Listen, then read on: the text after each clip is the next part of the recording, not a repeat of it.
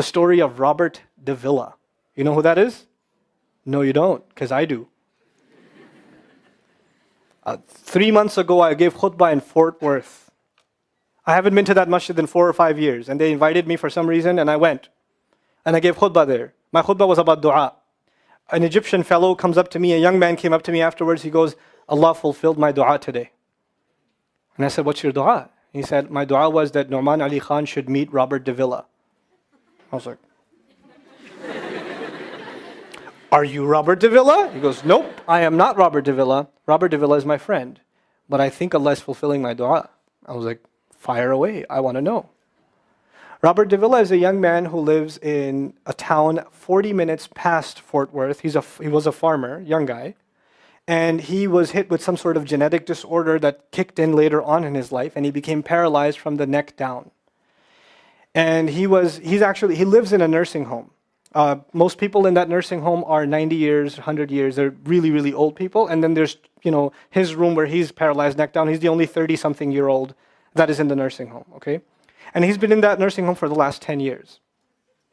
His family got a computer for him that's voice activated, so he can give voice commands, put a headphone on and Google stuff and search stuff so he can surf the web and find information. In his room, and by the way, staunch Christian family, the minister comes and prays for him every week and things like that. And his best friend was in the bed next to him. One of his best friends. He became best friends because he met him at the nursing home. This person was also paralyzed and he needed a new liver. Okay? A liver transplant. He was waiting for a liver transplant. And they used to talk about, God and things like that all the time. They were good friends. Finally, his best friend got a call that there's a donor available for the liver. So he's so excited. He goes, Robert, I'm going to miss you, but I'm going. I've got a donor. So they take his friend and they go into the operation, and his friend died at the operating table. Now his friend, who's also a Christian, the deceased friend, his sister, took one of the amulets of his friend, a crucifix, and she gave it as a gift to Robert. This is a reminder of your old buddy. So he hung it on the side of his hospital bed. Robert davila lives a pretty decent life in there. The nurses take care of him. He's a happy guy. And one day he goes to sleep and he sees a man in his dream. That man says his name is Muhammad. And he says, pointing at the crucifix, God did not send messengers so they would worship the messengers. God sent messengers so you could worship God. And Jesus was just a man. He walked in the markets and he ate food. He walked in the markets and he ate food, and the dream stopped. He only knows that Jesus was just a man. He knows there's a man named Muhammad that said that to him. He said that messengers came so people could worship God and not the messengers. This is all he knows. So he starts Googling Muhammad. He finds Islam. He takes Shahada. When he takes Shahada, he wants to learn about the Quran.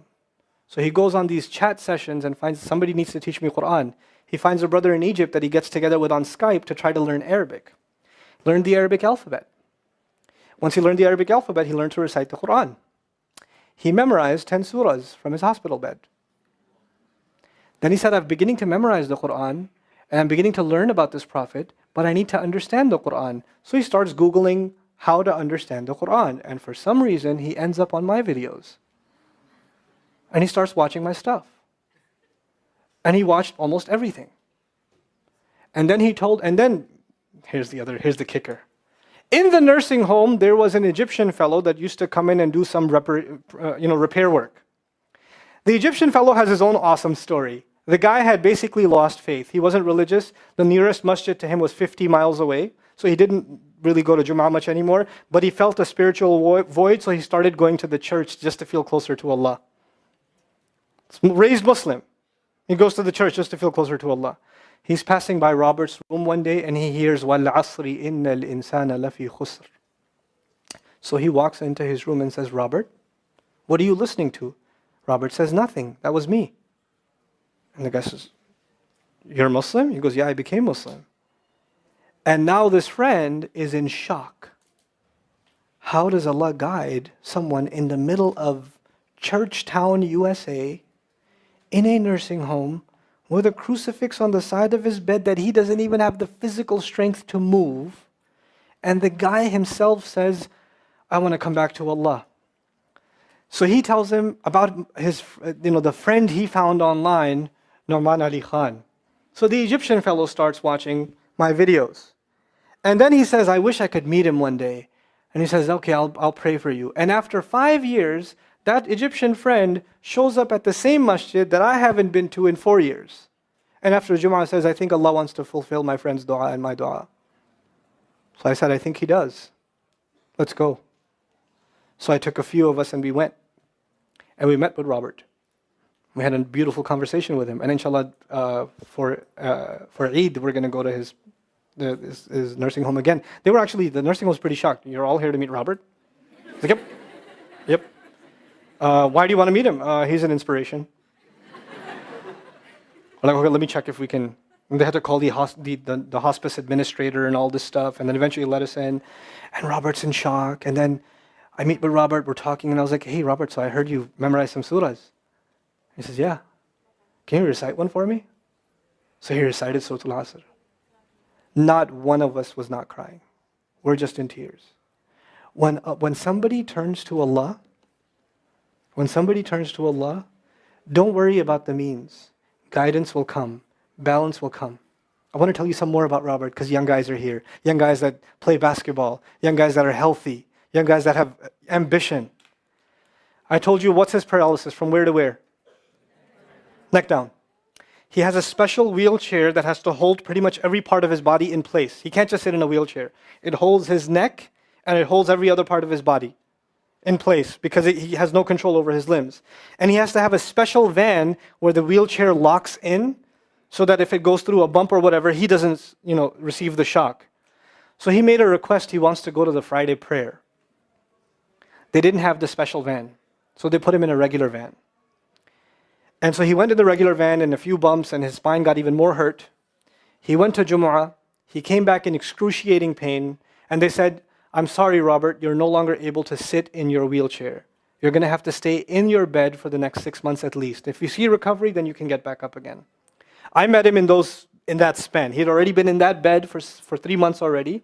And the reason he was in that bed is he went to the Jumu'ah prayer. And he told me about the Jumu'ah prayer. He said, I've never felt more peace in my life than I was in that masjid. And you know what I'm going to do, Brother Nouman? When I can sit in my chair again, I'm going to go to Jumu'ah. I'm going to go to the masjid because I've never felt like that before. There's someone who has nothing but control over his mouth and his eyes. And he says, I only find peace in the masjid. And here we are. These masajid, I don't care what ideology, what school of thought, what they're talking about in the masjid, what fitna is there. I don't care. It's still Allah's house. Just go to pray. Don't go there to talk to people. Go there to talk to Allah. Just go to talk to Allah. You're just going for you and Allah. That's it. That's it. Other things will come, but you're not going for them.